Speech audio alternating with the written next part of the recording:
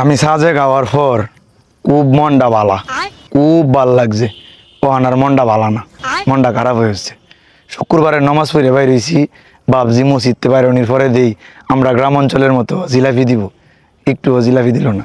এই যে অপেক্ষা করে কারো রয়েছি, সব মুসল্লি বাইরে হয়ে গেছে, আর মোহনও কারো রয়েছি, জিলাপি দিল না, দিলই না। কত মানুষে সাজে খাওয়ার পর জিলাপি খা, ভাগ্য মন্দা আমারে দিল না। মনটা চাইতেছে গৈরিয়া মাটি গাতা মানায় লাই।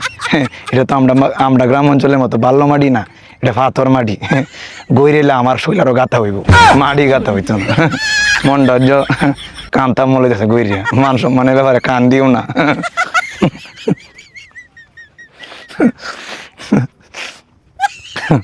একটু জিলাপি দিলে কি তৈল হইলে আর কিবা দিব?